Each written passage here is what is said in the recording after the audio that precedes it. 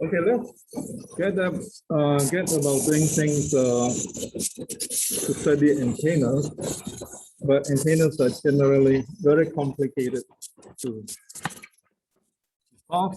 The problems are very complicated. They constitute having to solve network equations for very difficult geometry.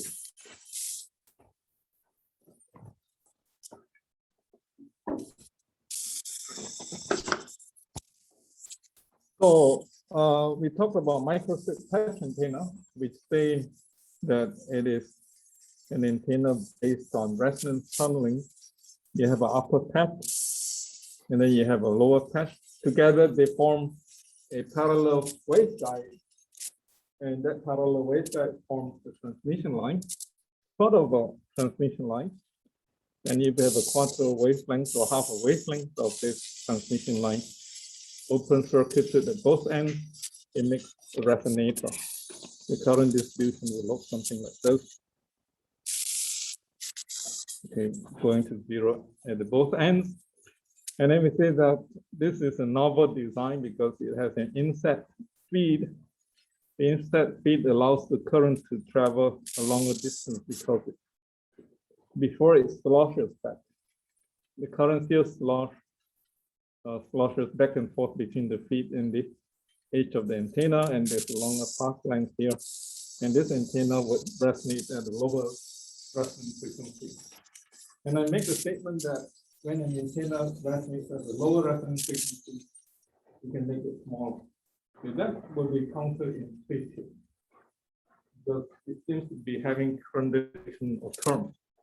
So the idea to think about this is that if something can operate at the lower resonance frequency, that means that you can make the wavelength longer for the antenna to work.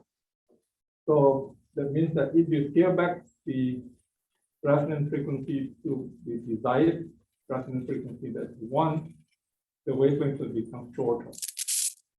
If the wavelength becomes shorter, you can make the antenna smaller. Does that make sense?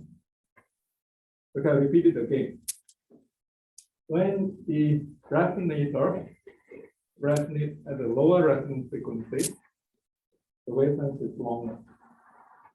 However, you can scale the frequency up again, and that will make the wavelength shorter. And by so doing, you can make the antenna smaller. Okay, you can go back and think about it. It's almost like a contradiction of terms, or it's like what they call it, a solipsis copy, right? orthorexopsin. I don't recall what the term is now. Yes?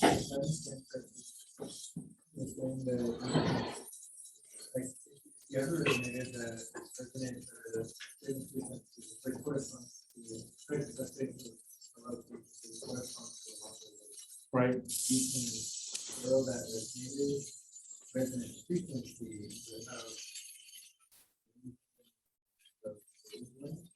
Say if originally I designed an antenna that resonates at 10 gigahertz, okay, 10 gigahertz. And then half a wavelength is about 1.5 centimeters. Now I can design the same antenna that can resonate at not 10 gigahertz, but 5 gigahertz. Then it resonates at the half wavelength, which is about 3 centimeters. Okay, lambda over 2 is 3 centimeters. Okay. But then I can actually make my antenna smaller by doubling the frequency, and half a wavelength, not half a wavelength, the resonance frequency, but the resonant wavelength of this antenna will be 1.5 centimeters, which makes it smaller.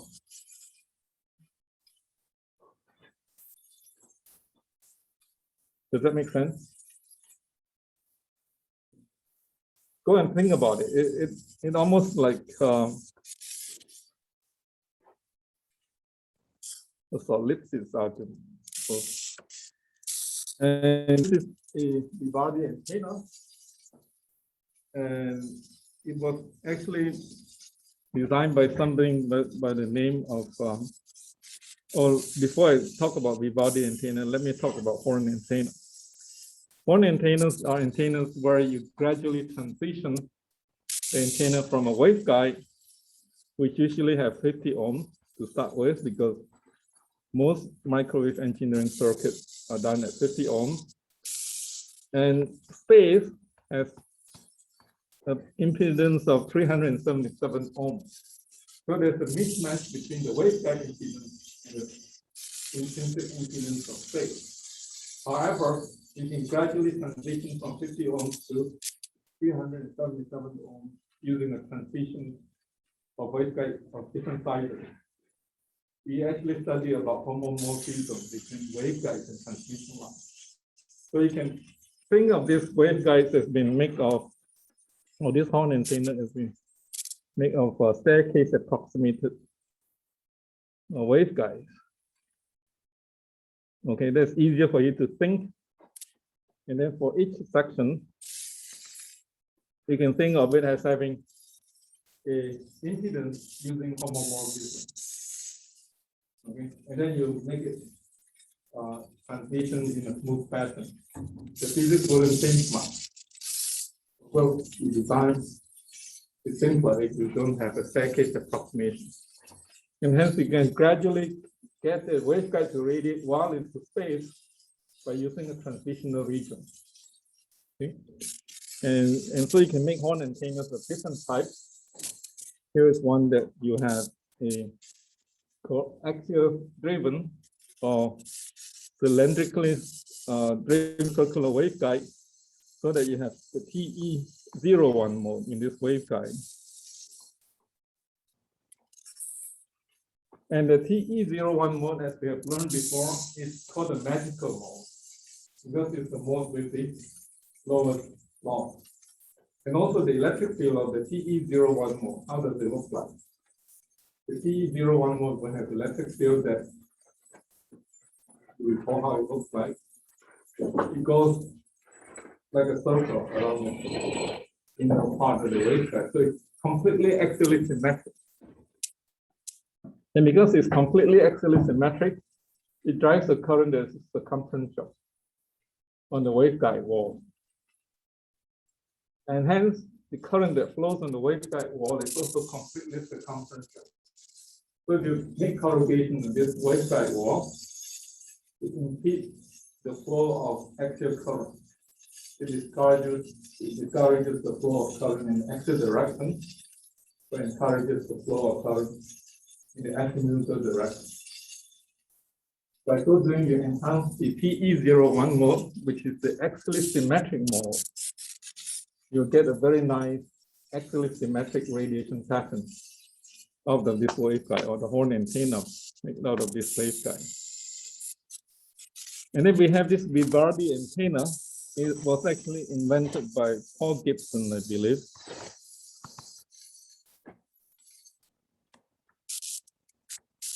He must be a big fan of the composer Vivaldi.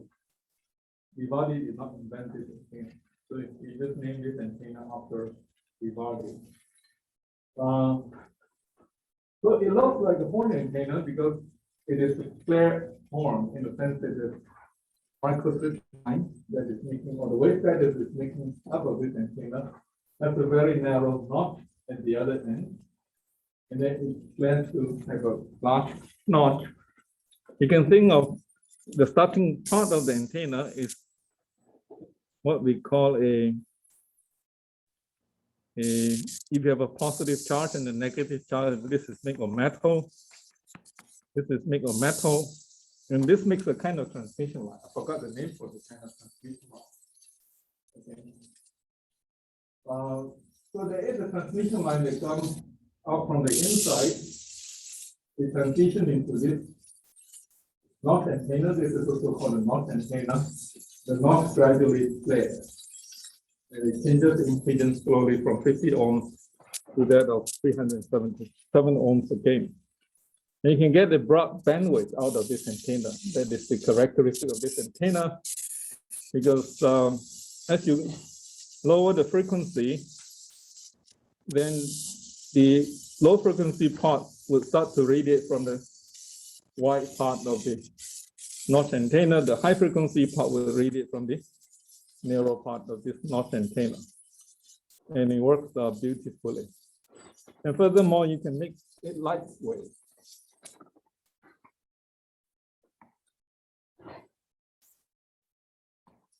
Okay, because it's lightweight, it's easy to make. You can even make it out of such antenna. And I had a student who make many of these antenna. His name is Bill Weed.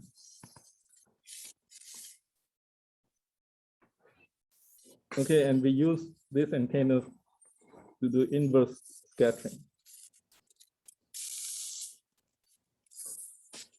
And the great thing about this antenna is that send a pulse to this antenna. A pulse is like impulse function. You send it to this antenna and a broadband wave. If you don't have a broadband antenna, the pulse will be badly distorted.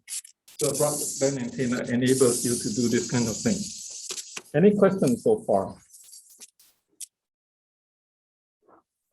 And then we have this parabolic reflector antenna.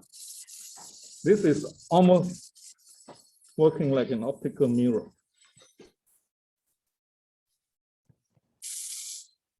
And if you do ray tracing, if there is a ray that comes in from infinity, all the rays will be reflected just like a mirror in optics to this secondary reflector, and from the secondary reflector to the receiver. Since this antenna is reciprocal, you can think of it the other way too, that you have a force coming in here. It creates rays that comes out of the source, and all these rays will be reflected like optical rays, and then they will come out to be collimated. Okay.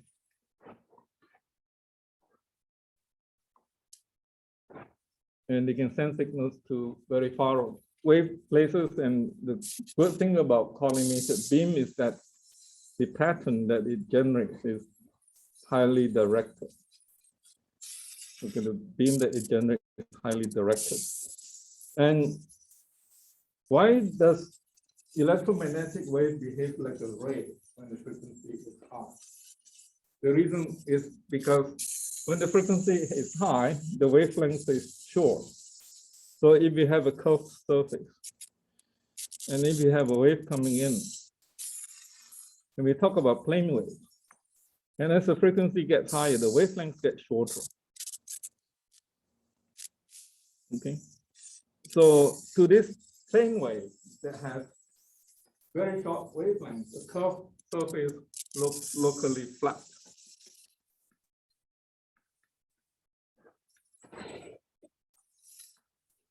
So then that curved surface in that local region will reflect like a flat surface, because the spherical wave has no way to sense the fact that this is actually a curved surface. So we will get locally flat approximation, and the wave will be reflected, not exactly, but approximately in that direction.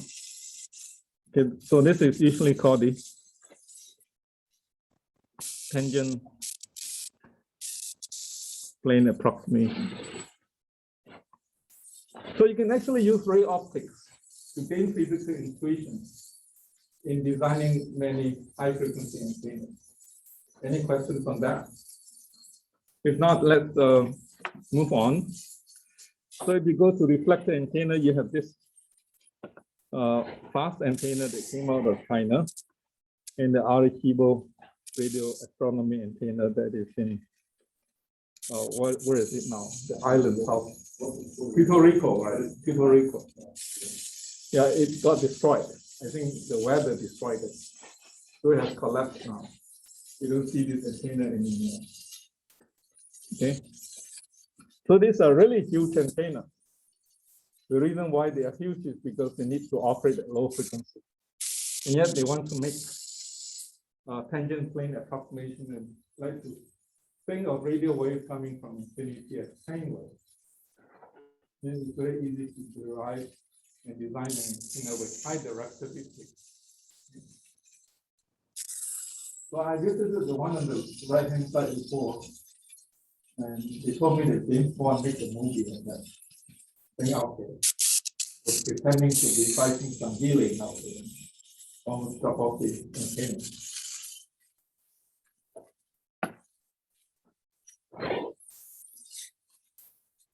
So having curved surfaces are not good because they take up space. Engineers are clever.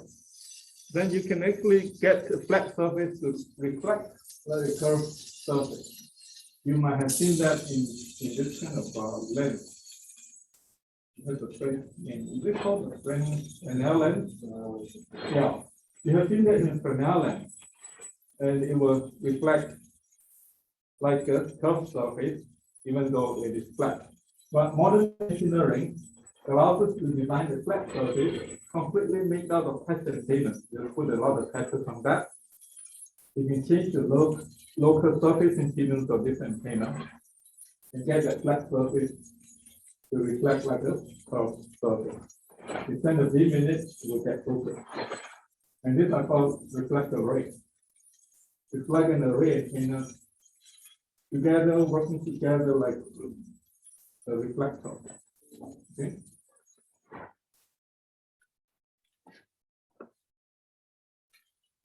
And then you can use lens optics and lens microwave to study the design of other lens like antennas, because if the wavelength is short, you can think of the microwave as light rays, and they get refracted and diffracted just like optical rays. Then you can design them with different kinds of dielectric materials. And you can make even artificial dielectric materials that need not be made of the ordinary things that you think about. They might be mixed out of mixture of plastic and wire, for instance. Because the wavelength is long. So if you work with microwave 3 centimeters wavelength, or maybe 1.5 centimeters wavelength, you can make structures that are very small, and to the microwave frequency, they look like a homogeneous material. If you have a heterogeneous material, and if the wavelength is long compared to the heterogeneity, that material looks almost homogeneous to the microwave. So you can make materials using this kind of what they call homogenization concept.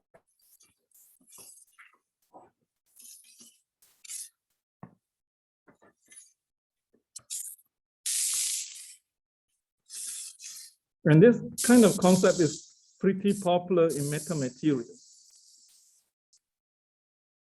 Okay, metamaterials are materials where you make material properties using structures that are much smaller than the wavelength. How many of you work on metamaterials? You do, right? So it's a pretty popular research topic right now. And then I'd like to introduce this very simple antenna called PIPA. PIPA stands for planar inverted F antenna. You can see the letter F. The reason how, or the reason why this antenna is popular is because it can be made very small. Again, you can see an open-ended transmission line model. To think of this approximately, you can think of this as like a short.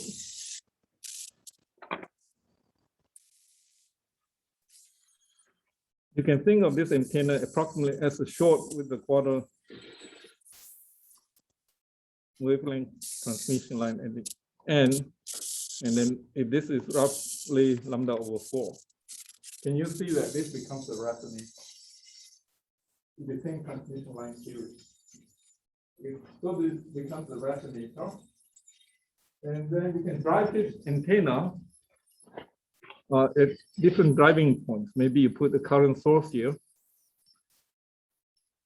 And by moving the current source in and out of one end of the antenna, the impedance of the antenna changes. In other words, you see that the driving point impedance of this antenna is dependent on where you locate the driving point. If you move the driving point all the way to the left, it becomes very low because it has been is very close to a short circuit.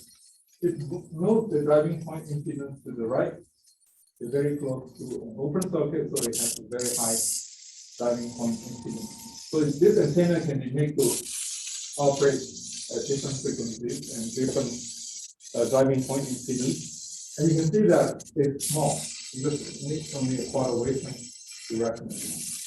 As we say, if you can make an antenna smaller, this is very important for the cell phone industry.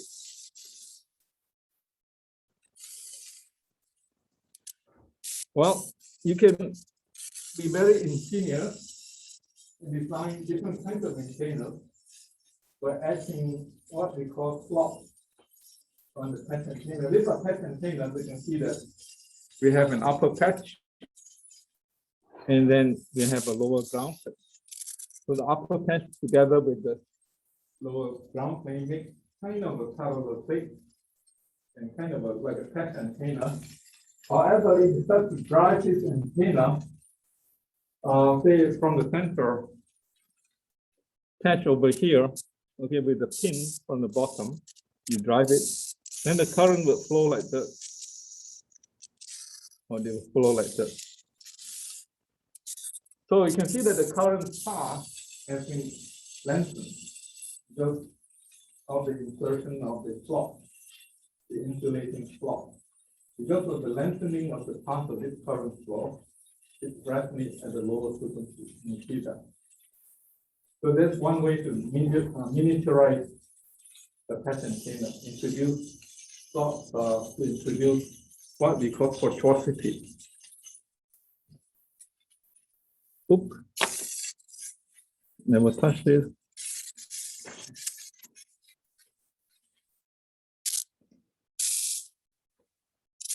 Okay, you might not have heard of this word before, but this is a new word for it, tortuosity. You let the current flow through a tortuous path to make its resonance frequency lower. Can you see that? Okay.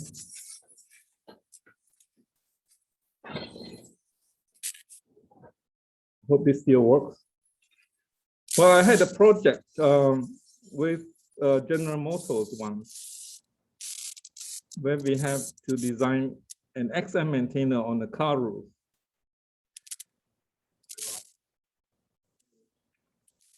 Oops.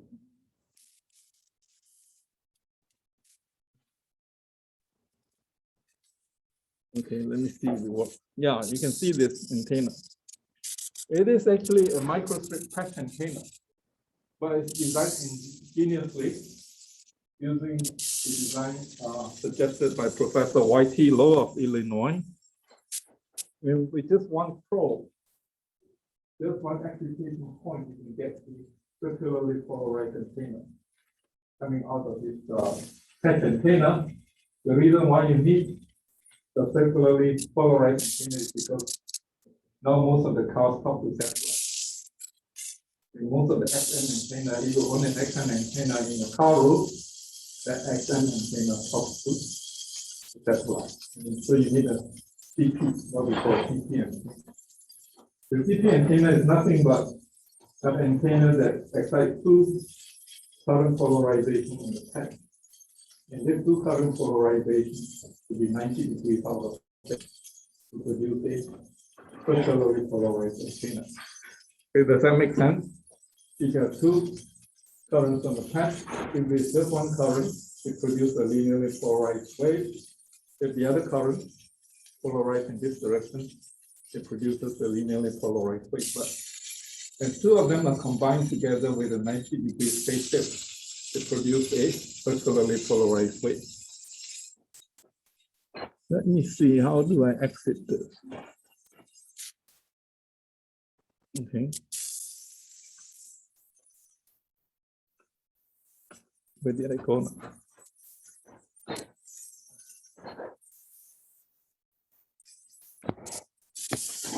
Go to my first slide. I don't know why.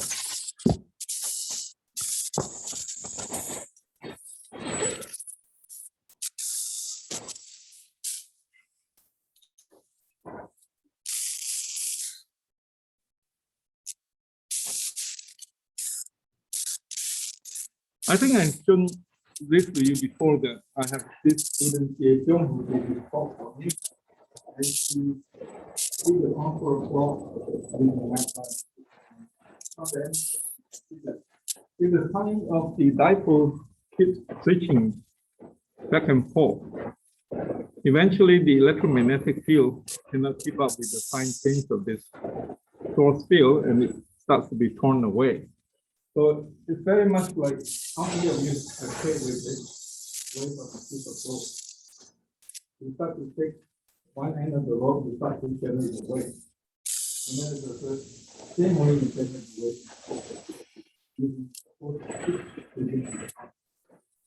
Finally, the wave takes energy away from the source one. And this is how the Hudson dipole works.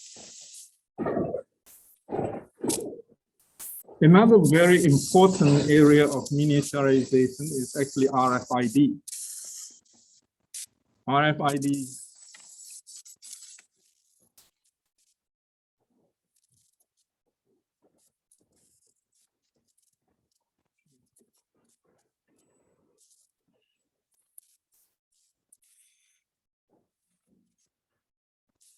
RFID stands for radio frequency identification tag, or identification tag or something. And it's all over the place now. You may not realize it is in your credit card. It is in perhaps when you some stock, but it didn't happen on your product. You just send the product, it tells you the price of the product. Okay. So there are small tags that you put on packages. And you can send signals or receive signals from this small tag. The small tag actually has a CPU, a very simple CPU, very simple memory. So if you are able to type RFID tag, okay, and it will actually send a signal back to you, and that signal tells you what you have in this package. And so on. So computer technology has really advanced because of nanotechnology. Because we can make this out of a small space like that. You can make a CPU quite sophisticated. And they can store quite a bit of information. And the credit card information too. Okay. That's principle. So here's just an example of some work I did with my students. To make this tag as small as possible. And here is the first one on the top, the radio frequency identification text, which is quite long. I can use image theorem and say that once I can pick up the other half, saying that it looks like a mirror image of the other half and make this half as small. And also I can use the concept that if I make the current to flow in a portrait half on the text, I can make the text size even smaller. And the text still works. And here can detect higher signal and so on. Then you can put a very small CPU or kind of very small CPU here, and they can store information and send information. Another very ingenious design that I have seen in this area is the design of the current book that has a constant current around the book. You know that if you have just a current loop, let me open this up, maybe it's easier to.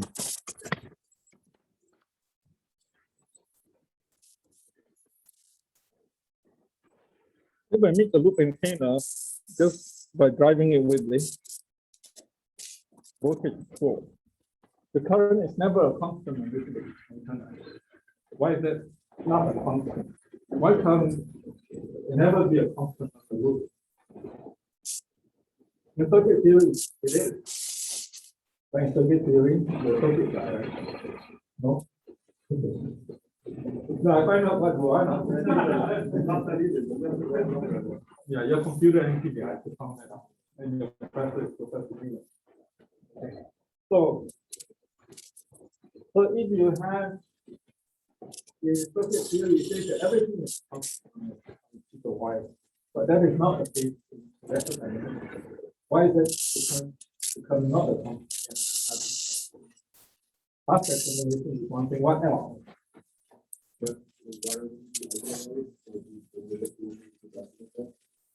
It is what? But the wire would be a bigger wire. Right. Very good. Okay. That is about right. Okay. But it's the same physics as if I have a transmission line. Think of this wire loop as similar to a transmission line. And this is AC. Okay. Why is that current not a constant number? What is the fundamental physics behind that the constant current is electron?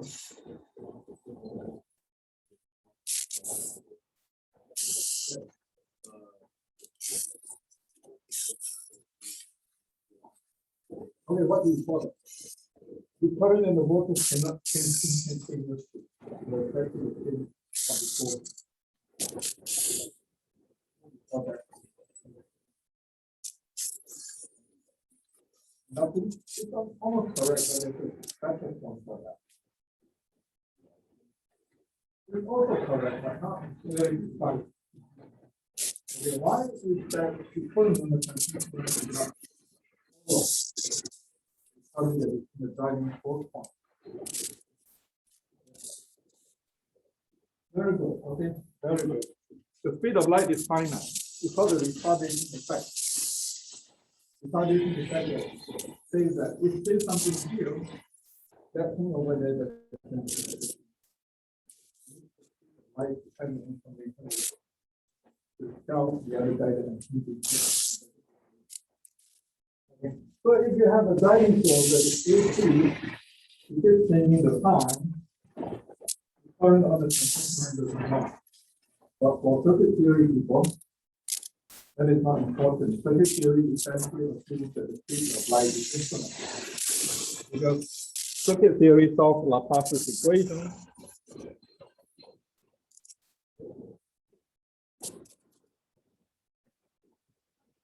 And electrodynamic people solve Helmholtz equation. And this is what we call K squared. And K squared would only be 0 if the frequency is low enough, or if the speed of light is infinitely high. Then Helmholtz equation becomes Laplace's equation. For the Laplace people or the circuit theory people, they assume that the speed of light is infinite. for us, microwave engineers, we have to think that through the microwave. But you can never get the current to be constant because of the retardation effect. So if you have a loop antenna, and you just treat it naively, you find that the current is never a constant. So what clever things that you can do? Well, there are people who are very clever to figure out a way of driving this loop antenna such a way that the current is almost a constant. So you ask the fundamental question as to why there is a retardation effect on a transmission line, for instance. It comes out because of the fact that there's a phase lag. So you can think of this transmission line as making up of inductors and capacitors and so on. Think of just an inductor making up the loop antenna. You can see that there's a 90-degree phase shift as it goes across the structure. So inductor causes the phase shift. However, you can get this phase shift to go to zero. You connect this inductor to a capacitor, and I guess you're all good electrical engineer.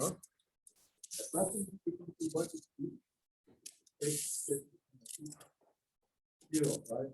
The resonance impedance is actually zero, and the phase shift is also zero. So you get the phase to reduce to zero. This is a wire, and that's what this is, okay? You start to load this wire to capacitors in such a way. I think you can see that they're loading with capacitor in such a way that the phase shift starts to become zero. When the phase shift is zero, you can keep the current almost constant across the loop antenna.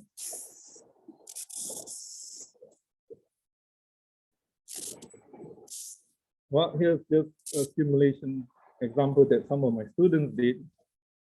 You can see that you start to connect capacitance in digital capacitance in series with the inductance of the loop.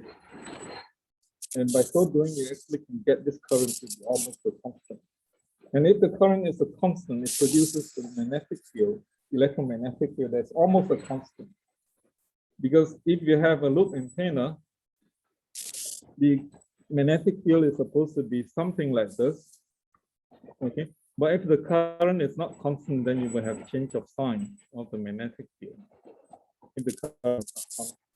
However, if you maintain a constant current, then you get all the magnetic field of these things to be a constant. And you can use this to read vowels. I don't know if you know what that is. Vowels is a big thing for us. These people have very high. And you have a special connection to the right. Each of the vowels has an RFID pattern.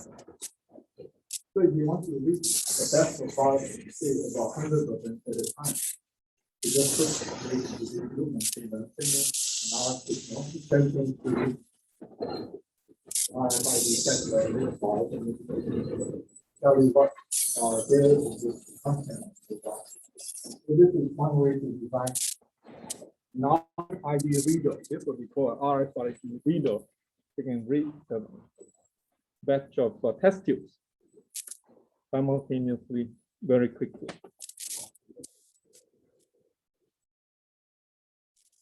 Okay, any questions on this heuristic way to understand technology? So without a lot of mathematics, you can actually understand a lot of things by just using heuristics and physical intuition.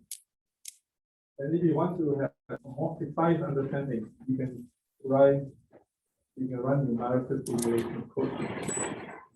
There are many commercial codes available that allows you to solve this problem. Like when my student did this, he did not have a closed-form solution, but he just ran some commercial code to get the solution. Okay. So let's talk about shielding next. Shielding is interesting concept. The question to ask is, when can we force or keep the electric field out of the system? So if I have this room and we want to keep it electromagnetically quiet, how do I keep this room electromagnetically quiet? This is one so we can understand shielding by studying some low frequency problem first. And if I have such a problem, you can see that in the quiescent state, it means that in the this is a big word, okay? In the quiescent state, nothing changes. Nothing changes, the charges don't move around anymore. If the charges don't move around anymore, it says that the current in the conductor field are zero. If the current is zero, the charges don't move. It says that only have electric field, no more magnetic field because no current flow. And if I look at the electromagnetic field of the system, it looks something like this. You positive charges piling on one side, negative charges piling on the other side. What happens to the electric field inside these two fields?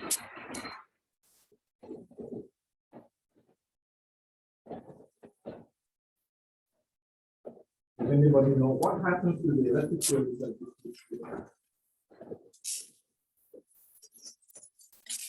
These are not infinite conductors. These are not perfect electric conductors. Certain conductors with finite conductivity. And I just start the other side is started with P1, the other side started with P2, and the P charges are equal. What happens to the electric field inside the conductor?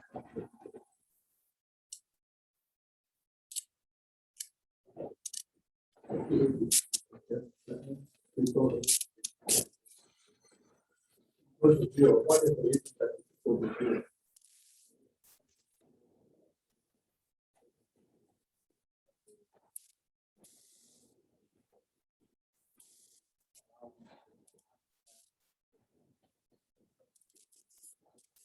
Very good. Okay.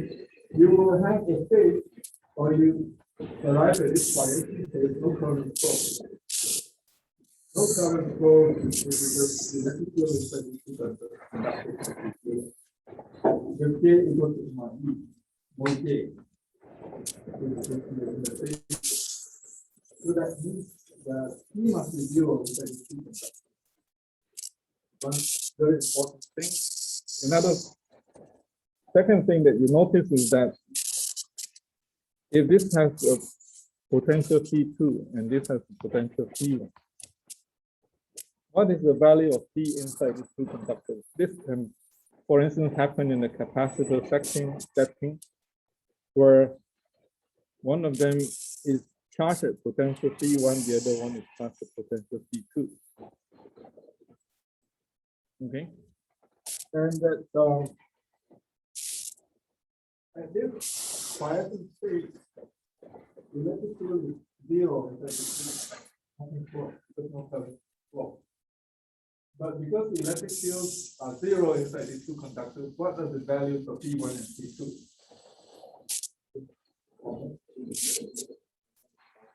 Yeah, they are constant. Very good. Okay. P1 and P2 are constant of phase now because just E is gradient of P2. Remember, E1 is the gradient of P1. So if there's no E1 and E2, the gradient P1 and P2 must be zero, meaning that P1 is the constant, P2 is the constant. We can define this to be equal potential spheres or equal potential surfaces. Okay, so the amazing thing is that without doing very much, we shear the electric field out completely. Electric field is zero. Okay. However, this shielding will be imperfect if the electric field is not static. Say if we put this conductor near to a dipole source, and this dipole source is time varying, it flips the sign back and forth. And as it flips the sign around, it's going to reorient the charges in this conductor.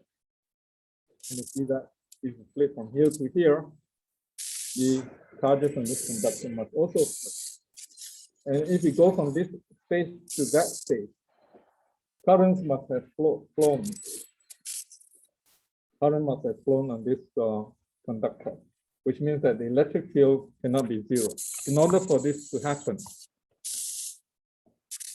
E is not zero inside the conductor, which means that if you have a time varying field close to a conductor, the electric field is not zero. Electric field is not zero, and usually, as we have studied this problem before, electric field penetrates about a skin depth into the conducting surface.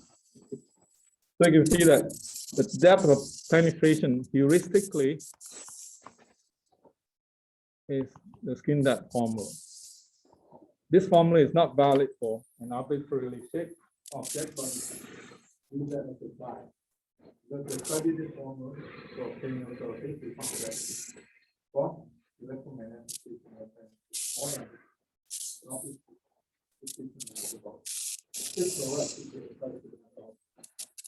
it's not exactly correct, but it's correct. Which means that if you have a low frequency signal, such as this one over here, you can scale it completely using electrostatic or magnetostatic argument.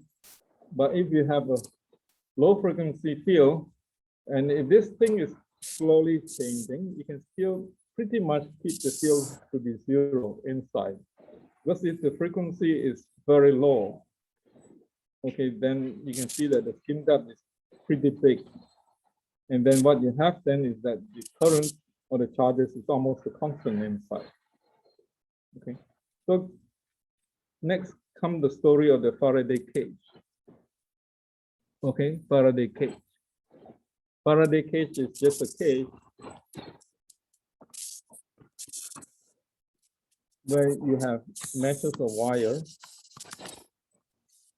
You ground the meshes of wire to a ground.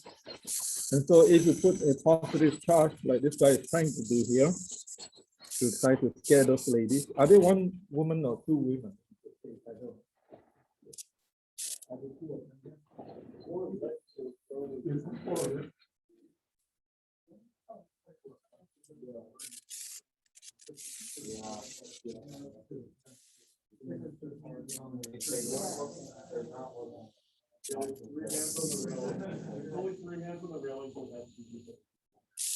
Okay, so only two women there. I couldn't tell. So if this gentleman is trying to scare these two women, the electromagnetic field cannot penetrate inside. Because if you try to introduce any positive charge near to it, then there'll be negative charges that came about. And you can have current that flows from the ground. So that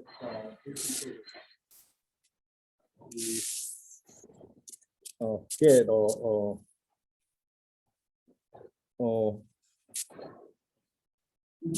die? Okay, probably not die. I don't know. But this is a picture in Palais de la Découverte in Paris. It's a very interesting museum. So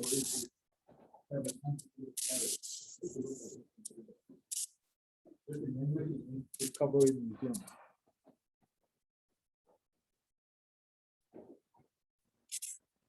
So let's talk about image theory. So there are lots of problems that don't have closed form solutions, but a few of them do. This one is one that has a closed form solution. That is, if I have a point charge near to a conductor, what is the solution? We use closed form solutions to give us complete.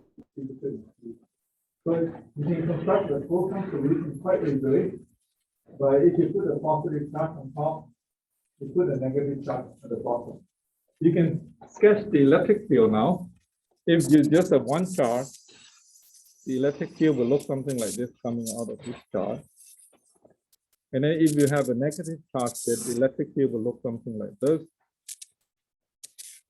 And then at the boundary, you can add the two electric fields. And you can see that the electric field, the tangential component will cancel each other, leaving behind a normal component. So what you have finally is that the sum total of the two fields will look something like this. The tangential components are equal to 0. Okay, and then you have an electric field that satisfies the boundary condition using 0. And this is the pictorial representation of what I've just said.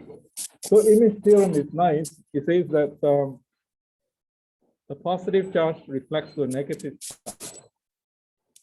Okay, this is not optics. Optics is quite different. This is electrostatic. So if you have a dipole, you can also find its images quite easily. For instance, you can split the dipole into a positive charge and a negative charge, and then you can reflect each of the charges individually. You can see that the horizontal dipole reflects to the horizontal dipole of opposite polarity. You can see that if you could go through the Keduncan experiment of reflecting these charges. And then if you go through the Keduncan experiment of reflecting the charges for this vertical electric dipole, it reflects to a dipole of the same polarity. Okay, horizontal dipole reflects something of the opposite polarity. Vertical electric dipole reflects to something of the, let me see, I should have pointed out to here. What about a magnetic monopole? We don't have magnetic monopole in this wall, but we can still do Keduncan experiment to figure out what happens to a magnetic monopole near a PEC surface. What is the boundary condition of a magnetic field on a PEC surface? What's the boundary condition? On a PEC surface, we have tangential E equal to 0. But what happens to the magnetic field? What is the boundary? N dot H, very good. N dot H equal to 0. Okay. Very good for a computer.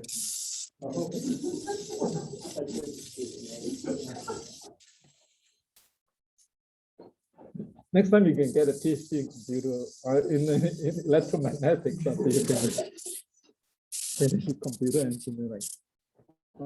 So, in order for the N dot H or N dot B equal to 0 on this surface, the positive charge or magnetic charge that we have up in the upper state should be reflected by a positive charge at the bottom state. And now if we add the two magnetic fields together, we cancel and they look something like this. And this magnetic field would have the boundary condition that N dot B equal to 0. Okay, N dot B equal to 0, and then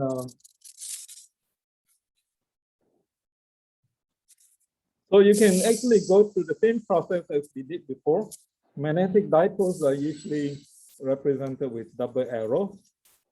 Okay, you can see the horizontal magnetic dipole reflects to a horizontal magnetic dipole of the same polarity, not like that of the electric dipole. Electric dipoles reflect to something of the opposite polarity, but magnetic dipole reflects to something of the same polarity. And if you have a vertical magnetic dipole, it reflects to something of the opposite polarity. And this gives you something to think about and something to look at if you ever go to a science museum. The last time I saw this effect was in the science museum in Boston. If you have a small magnet is like a magnetic dipole. So it will have a magnetic dipole, which might be a north pole on the top and then the south pole in the bottom. But a magnetic dipole will reflect to something of opposite polarity over a perfect electric conductor. And that you can get by using superconductor.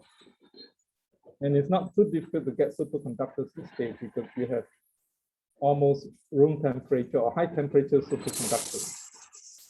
And they can show this to you in the Science Museum. They just have to pick up some, I don't know, whichever has a higher temperature. Which one has higher temperature? Nitrogen or nitrogen? Nitrogen is higher. Okay, it's cheaper. Okay. And when something is of a higher temperature, they are very cheap because in the Science Museum they can show the demos to you right on the spot. They put this something CO2 kind of compound material, and then it becomes superconducting. You can rest on top of it, the South Pole, and then the North Pole and the South Pole. The image of it is the South Pole and the North Pole, right? Because of just what we have learned, and these two magnets repel each other. Because they repel each other, they can levitate. They can levitate and stay up here. No hands, nothing. It goes up here. The only other thing I can think of levitation is something in the Far East. I don't know how these people do. They can levitate themselves. Have you seen that? People levitating themselves in India or China or something. Meditation, I don't know. What? It's keeping a secret. Maybe he relies on that for his living. Okay. So we can make something that is almost like this.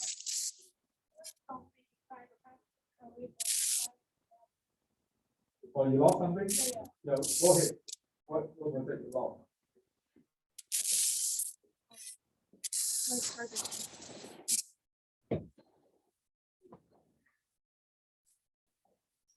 Okay, you got it. You're welcome. Leave me behind. So, you want to make a perfect magnetic conductor surface. That is not easy to do, but engineers can do that. And this is done by, let me see, Stephen Tice. I think that is his name.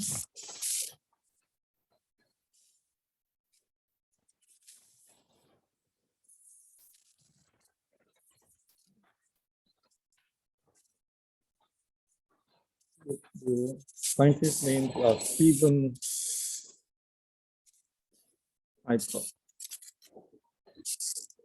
And his advisor's name at the time is Jablonowicz. Okay.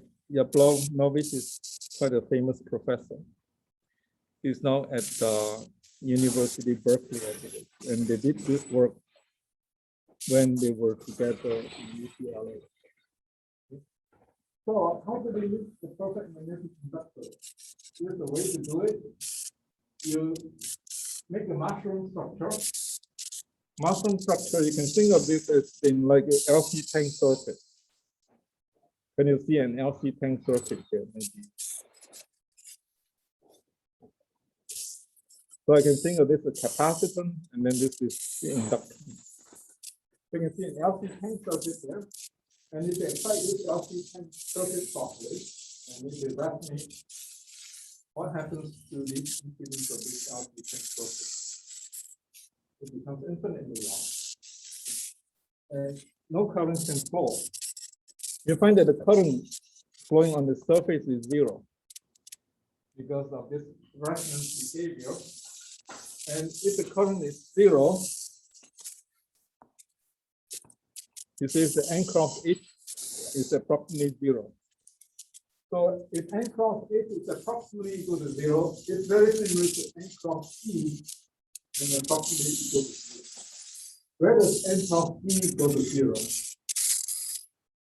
PEC variable, so you call this a PMC, the artificial perfect magnetic conductor.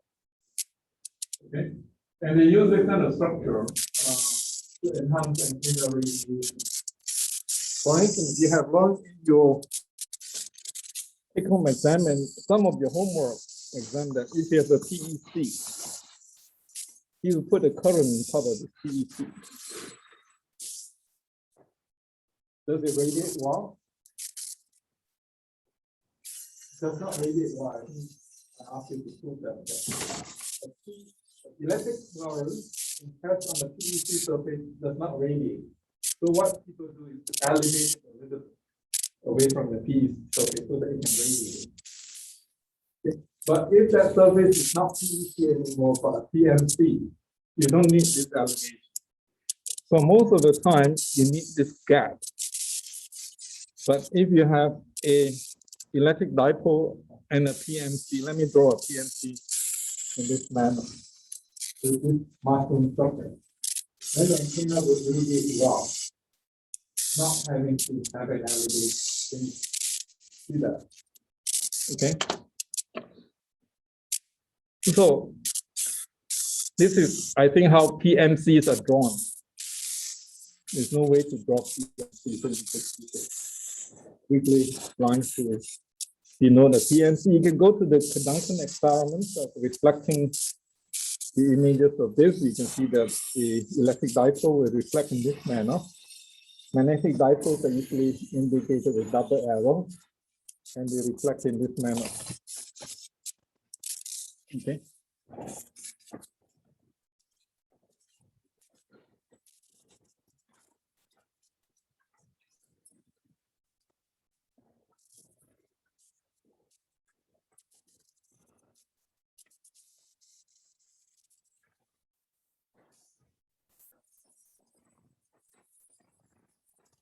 Okay, so you can use this kind of thing, but then you can extend them to more complicated structures like this one, and still use image theorem to find some solution. So you have a structure such as this one over here, but if you basically choosing the image point, then you see that this thing reflects to this point over here. Then tangential E equal to 0 on this interface. Okay, just due to these two charges. And similarly, these two charges, this one and this one, okay, will produce tangential E equal to 0 on this surface. Okay, so if I put all four of them together, this one reflects to this one, and this one reflects to this one, and so on. All four of them will always give you tangential E equal to 0 on this two surfaces. Okay, so this is a way to solve this image, complicated structure using image theorem. You can do likewise for this one over here. You can start with this point charge over here.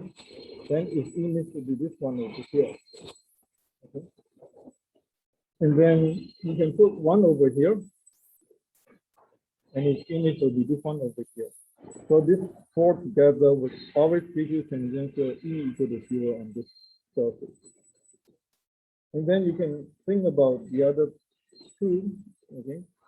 That let me see, how do I think about it? Then you can put this one over here, and this one will have this as the image, and this one will have this as the image, and this one will have this as the image. It's quite complicated. Okay, it's hard to explain, but the final analysis is that all these charges when put together will have tangential E equal to 0 two surfaces. Okay, and similarly, you can have two parallel mirrors, and when you have two parallel mirrors, then they will keep reflecting the top. And so I guess you have two, at least one, two, the rest of it is parallel mirrors. Not just the top of the top.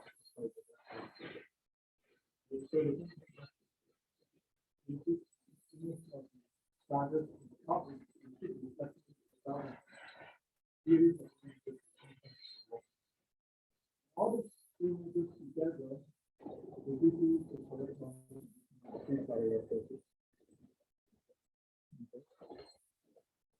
And this is a tricky one. This is when you have a positive charge next to it. So and they can't use theorem for surface. But it turns out that for here, there is a name when you can't include it. But there is a key there is a CI. The CI is actually not. So that you can still do two times together. So that you can do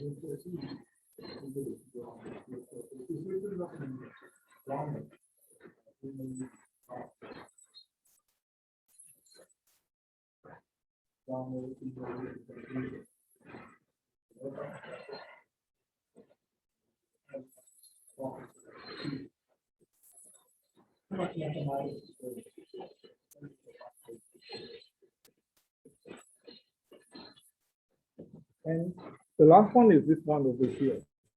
That if you have a positive charge next to a dielectric interface, and it receives the image charge to have this value, then it will produce electric field that has the correct boundary condition. Electric field is like this. Okay, this negative charge will have electric field like this. And together, we produce an electric field that satisfies the boundary condition. If we were to do a electrostatic charge, what is the boundary condition?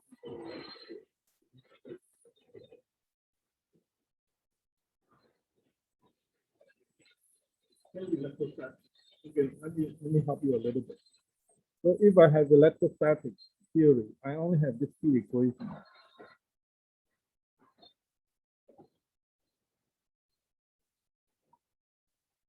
If I have this set of equations, what kind of boundary condition will I use? I think we learn how to add the equations and figure out the boundary condition. But E dot P, what is the other one?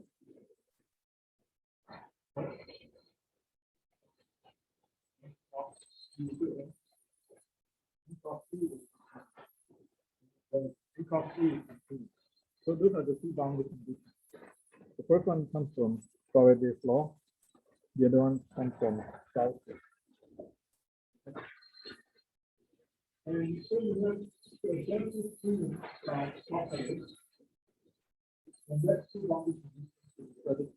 Boundary conditions here. And cross E continuous. And dot P continuous. Okay, and then you can adjust that. But the proof of this is too difficult. I'm not a student. We have a problem of students. Okay. So I think we've come to the end of the lecture. So let's recapitulate on what we have learned so far.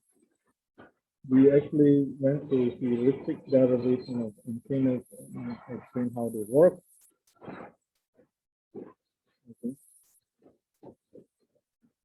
And we talked about microstrip test antennas, and then we talked about horn antennas, microstrip test antennas, horn antennas, and then the body antenna. This is Paul Gibson.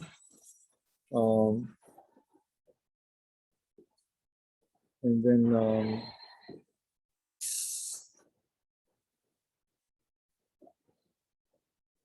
yeah, I think this is called a slot line. I'm not sure.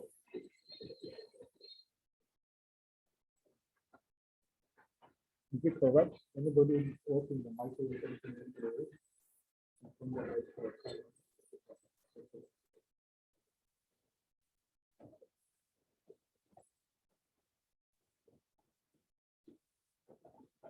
Coffee, sorry, after this. So is that called the slot line?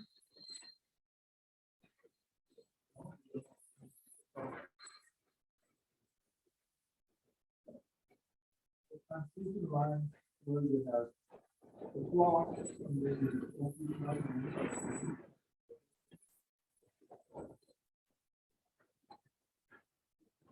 What is it called? Is it called a slot line? Okay, then I must be correct. Okay. Like this is called straight line. If they have a test, if you add something metallic on top of it, and then with a substrate, and then the ground plane in the bottom, this is called a straight line, a microstrip line. And then if you have something that looks like this, which is quite easy to make in the lab. Okay, nothing below, just metal. I think this is called a slot line. I'm not sure.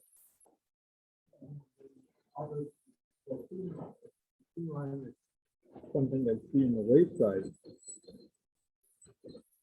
That if you have something like this alone, I think that's called a thin line. But I don't know. These are details we don't have to worry about. You can always look at the name if you need to find it. They are picked to understand most of the things that hypersensitivity. And then we look at the astronomy and payments. We usually operate at low frequency, and hence we have to make this antenna quite large. Okay. And then you can make reflected ray using flat surfaces that takes very little space. And then you can make lens antenna using artificial materials. Artificial materials also known as metamaterials.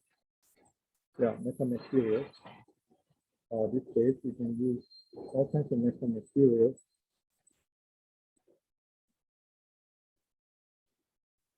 And then you have this PFA, planar inverted S antenna, which is very popular inside the cell phone. Miniaturized antennas are very important. You can even make things smaller these days by using a U-slot antenna. This is called U-slot antenna. Okay. And of course, you can do simulations. If you're good with simulations, if you like writing computer code with thousands of lines of code, you can write code to do computer simulations. Or you can also use MATLAB to do simple simulations such as this one over here. And then you can actually use very simple heuristics to derive very small antennas. And if they are working or not, you can actually do a lot of computer simulations. You don't have to go to the lab. You can actually simulate the software before you go to the lab and build this thing. That's what my students do. Okay. And then we talked about how to make the current a function on a loop antenna by reducing the phase delay between the lines. And then we talked about shielding. And to shield out electrostatic field is quite easy. Quite easy. You just need a conductor to do that.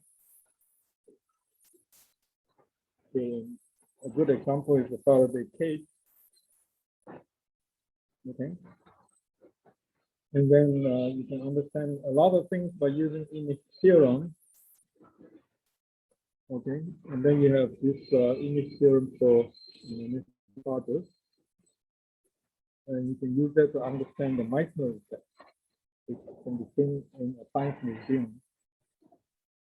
And even this case, you can figure out how to make something that looks like a perfect magnetic conductor. Not quite, it's only an approximate rendition. Okay. And then you use image theorem to solve more complicated things. So let's do both. Since I use up on my time.